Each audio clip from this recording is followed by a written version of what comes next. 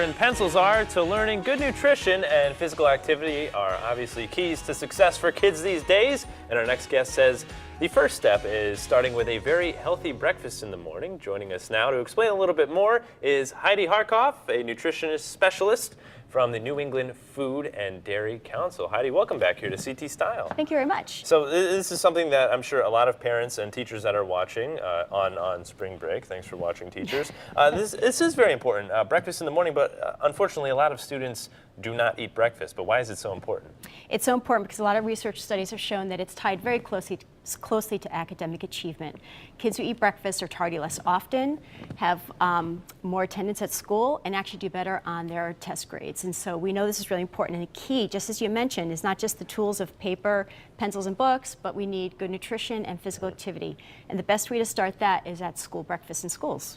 I went to Ivy Drive elementary school in Bristol, and in the Latchkey program, we would go there every day, and we had waffles and orange juice and things like that, and you just feel better. And then on those days when you don't, you just kind of drag a little bit, and it really does show an impact, as you said, on test scores. Right.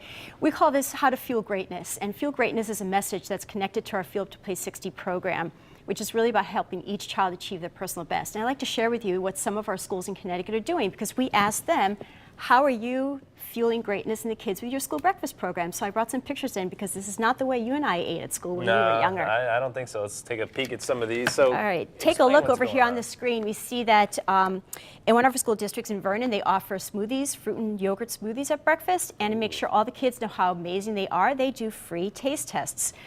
And in the corner there, we have a blueberry delight that's offered up in Farmington. It's a whole grain crust with oatmeal and filled with blueberries and yogurt.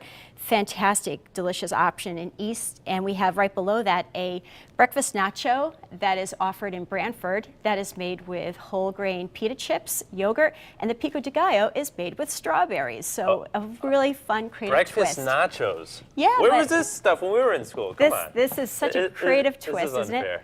And we have a child there that's enjoying some Waffle Dunkers. This is a screen of Waffle Dunkers. This is not waffles dipped in regular maple syrup, but they're dipping these in a yogurt peach sauce so that you get all of those nutrients that low-fat, fat-free dairy offers.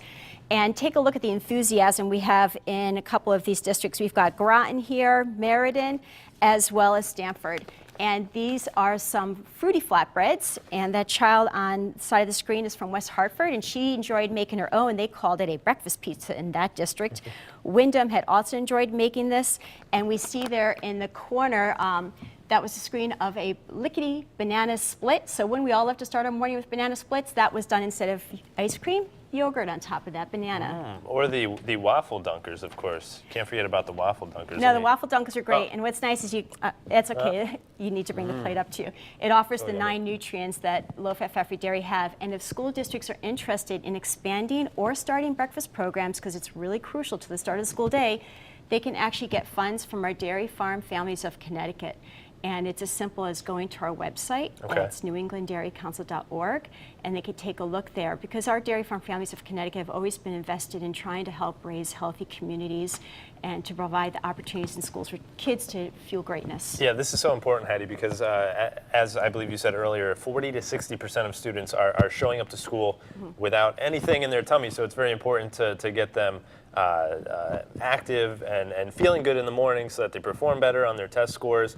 And obviously, it's good for the teachers, too, right? The better the test scores, teachers know exactly which kids in that classroom have had breakfast and which ones haven't. And even if you're providing breakfast to your child at home, trust me, by the time they get to school, they're probably getting hungry again, because it's a long haul until lunchtime. Yeah, what's the deal right now in schools with snacks? Are snacks good or bad now? Because I know sometimes they don't allow it. I don't know about you, but I never make it from an early breakfast. If I have breakfast at 6, I'm not going to make it till 12 o'clock. I need something in between. And so what we want to do... You need Waffle Dunkers.